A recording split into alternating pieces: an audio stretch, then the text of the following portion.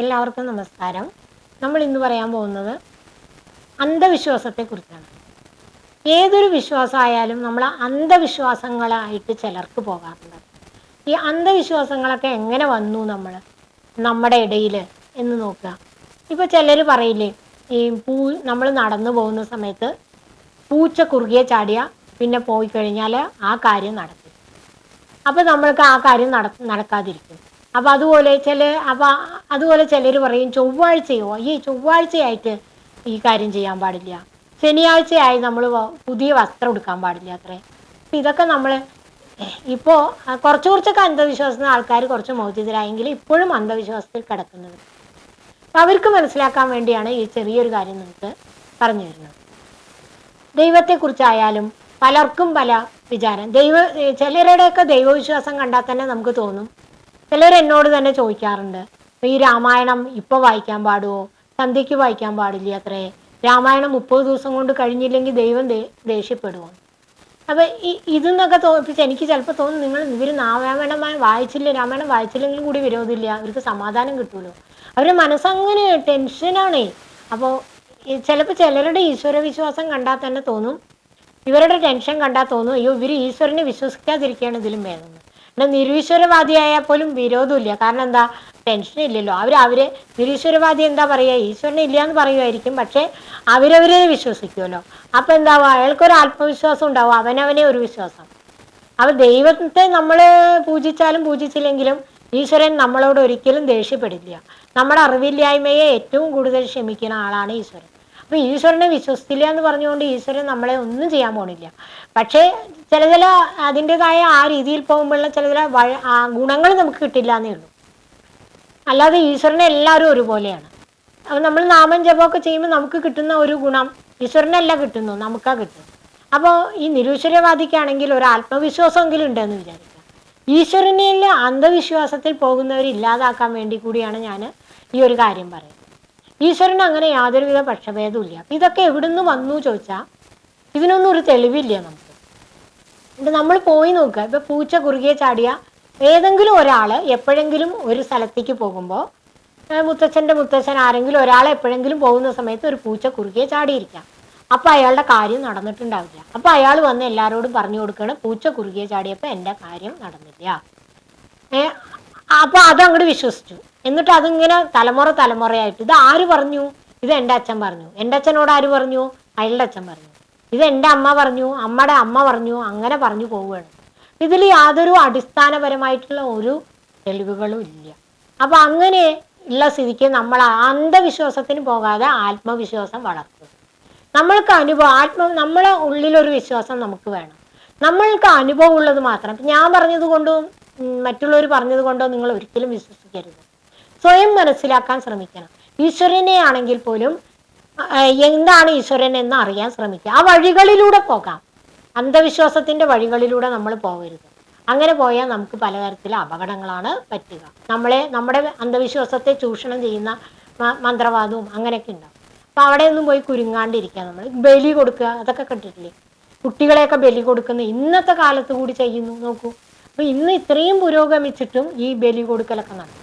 അപ്പോൾ അത്തരത്തിലുള്ള അന്ധവിശ്വാസങ്ങൾ നമ്മളെ തകർത്തിയേ ഉള്ളൂ. അന്ധവിശ്വാസം വളർത്താതെ ആത്മവിശ്വാസം വളർത്താൻ നോക്കുക.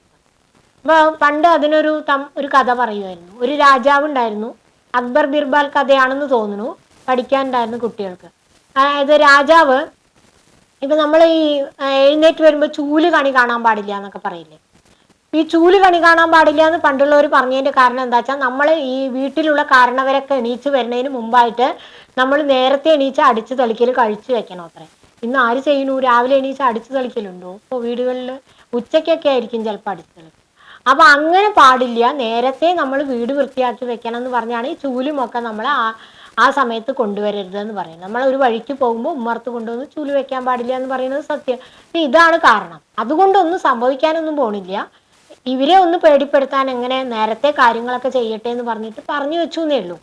അപ്പോൾ ഈ രാജാവ് ഒരു ദിവസം രാവിലെ നേരത്തെ എഴുന്നേറ്റ് വരികയാണ്. വരുമ്പോൾ ഈ തൂപ്പുകാരൻ ചൂലുമായിട്ട് നേരിട്ട് വന്നു. അപ്പോൾ രാജാവിന് അത് കണ്ടപ്പോൾ തന്നെ ദേഷ്യമായി, നീ എനിക്ക് എന്താ ഈ വഴിക്ക് വന്നത്? ഇയാൾ വേഗം പേടിച്ചിട്ട് ഓടുകയും ചെയ്തു, മാറിപ്പോകുകയും ചെയ്തു.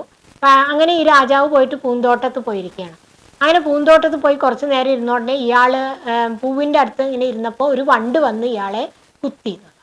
ഈ രാജാവിനെ വണ്ട് കുത്തി. വണ്ട് കുത്തിയപ്പോൾ രാജാവിന് ദേഷ്യം വന്നു. ഈ തൂപ്പുകാരനെ കണ്ടത് കൊണ്ടാണ് എന്നെ വണ്ട് കുത്തിയില്ലേന്നും പറഞ്ഞ് വളരെ ആ ഒരു പരിഭ്രമത്തിൽ വീട്ടിൽ റൂമിലേക്ക് തിരിച്ചു വരികയാണ്. റൂമിലേക്ക് ആ വണ്ട് കുത്തിയ പരിഭ്രമത്തിൽ വരുമ്പോൾ എന്ത് ചെയ്തു, ആ പടിക്കെട്ടിൽ തട്ടി ഇയാൾ താഴത്ത് വീഴുകയും ചെയ്തു. ഉടനെ എന്തായി രാജാവിന്, ഇവൻ കാരണമാണ് എനിക്കെല്ലാം ഇങ്ങനെ സംഭവിച്ചത്. ഉടനെ എല്ലാവരെയും വിളിച്ചു. ഉടനെ ആ തൂപ്പുകാരനെ കണി കണ്ട കാരണം എനിക്കിങ്ങനെ സംഭവിച്ചു, ഇനി അവനെ ഇവിടെ വെച്ചേക്കരുത്. പണ്ടൊക്കെ രാജാക്കന്മാർ അങ്ങനെയല്ല, അവർക്ക് ഇഷ്ടമില്ലാണ്ടായ അപ്പം അവരെ തലവെട്ടുക, അവനെ കൊല്ലണം എന്ന് പറഞ്ഞ് രാജ്യസഭയൊക്കെ കൂടി ഇവനെ കൊല്ലാൻ പോവുകയാണ്. അപ്പോൾ മന്ത്രി കുറച്ച് ബുദ്ധിയുള്ള ആളായിരുന്നു, ഒരുപക്ഷെ ബിർബാലാണെന്ന് തോന്നുന്നു. ആ മന്ത്രി വന്നിട്ട് എന്താ സംഭവിച്ചത് ഞാനൊന്ന് അറിയട്ടെ രാജാവേ എന്ന് പറഞ്ഞിട്ട് ചോദിച്ചപ്പോൾ തൂപ്പുകാരൻ പറഞ്ഞു, ഇങ്ങനെ അറിയാണ്ട് ഞാനിങ്ങനെ രാജാവിൻ്റെ മുന്നിൽ പെട്ടുപോയി, ചൂലും കൊണ്ട് എന്നെ ഇങ്ങനെ കൊല്ലാൻ വിധിച്ചു എന്ന് പറഞ്ഞു. രാജാവിൻ്റെ അടുത്ത് പോയിട്ട് ചോദിച്ചു. രാജാവ് ഈ തൂപ്പുകാരനെ അവിടെ കൊണ്ടുവന്ന് നിർത്തി, രാജാവിനെയും കൊണ്ടുവന്ന് നിർത്തിയിട്ട് ബിർബൽ പറഞ്ഞു, ഞാനൊരു ചോദ്യം ചോദിക്കാം, അതിന് നിങ്ങൾ ശരിക്കുള്ള ഉത്തരം പറയുകയാണെങ്കിൽ എന്ത് വേണമെങ്കിലും ചെയ്യാമെന്ന്. അപ്പോൾ രാജാവിനോട് ചോദിച്ചു, നിങ്ങൾ ഇന്ന് രാവിലെ ആരെയാണ് കണി കണ്ടത്? അപ്പോൾ പറഞ്ഞു, തൂപ്പുകാരനെയാണ് കണി കണ്ടത്. തൂപ്പുകാരനെ കണി കണ്ടത് കൊണ്ട് നിങ്ങൾക്ക് എന്തൊക്കെ സംഭവിച്ചു ചോദിച്ചു. എൻ്റെ എന്നെ വണ്ട് കുത്തി, ഞാൻ തട്ടി വീണു. ഓ, അത്രേ സംഭവിച്ചുള്ളൂ. തൂപ്പുകാരനോട് ചോദിച്ചു, നീ ആരെയാണ് രാവിലെ കണി കണ്ടത് ചോദിച്ചു. ഞാൻ രാജാവിനെയാണ് കണി കണ്ടത്. എന്നിട്ട് നിനക്കെന്താ സംഭവിച്ചതെന്ന് ചോദിച്ചു. അപ്പം എന്നെ ഇതാ തൂക്കിലേറ്റാൻ പോകുന്നു. അപ്പം ആർക്കാണ് കൂടുതൽ അപകടം പറ്റിയത്? രാജാവിനെ കണി കണ്ട തൂപ്പുകാരനല്ലേ അപകടം പറ്റിയത്. അപ്പം എല്ലാവരും ചിരിക്കാൻ തുടങ്ങി. അപ്പം ബിർബാലിന് ഇങ്ങനെ പറഞ്ഞപ്പോൾ അപ്പം ആരെയാണ് തൂക്കിലേറ്റേണ്ടത് ചോദിച്ചു. അപ്പം രാജാവിന് കാര്യം മനസ്സിലായി. അപ്പം രാജാവ് പറഞ്ഞു, അയ്യോ ക്ഷമിക്കണം, ഇനി ഞാൻ അങ്ങനെ ചെയ്യില്ല. അപ്പം ഇതാണ് ഈ അന്ധവിശ്വാസം. അപ്പം നോക്കൂ, ഇത്തരത്തിലാണ് ഈ അന്ധവിശ്വാസങ്ങൾ പോകും. അതുകൊണ്ട് തന്നെ നമ്മൾ ഒരിക്കലും ഈ അന്ധവിശ്വാസം ഈശ്വരനിലായാലും വയ്ക്കരുത്. ഈശ്വരനായാലും നമ്മുടെ ഉള്ളിൽ തന്നെയാണ് ഇരിക്കുന്നത്. അപ്പം അത് മനസ്സിലാക്കിക്കൊണ്ട് നമ്മളിൽ ഉള്ളിലുള്ള ഈശ്വരനെ തിരിച്ചറിഞ്ഞ് നമ്മൾ ആത്മവിശ്വാസത്തോടു കൂടി നമുക്ക് അനുഭവമുള്ള കാര്യങ്ങളിൽ മാത്രം വിശ്വസിക്കുക. അന്ധവിശ്വാസങ്ങളിൽ നമ്മൾ കുടുങ്ങരുത്. അത് നിങ്ങൾ അനുഭവം വരുമ്പോൾ ആ അനുഭവം നിങ്ങൾ പലർക്കും ഷെയർ ചെയ്യും. അപ്പോൾ എനിക്ക് അത്തരത്തിലുള്ള അനുഭവങ്ങൾ ഉണ്ടായിട്ടുണ്ട്.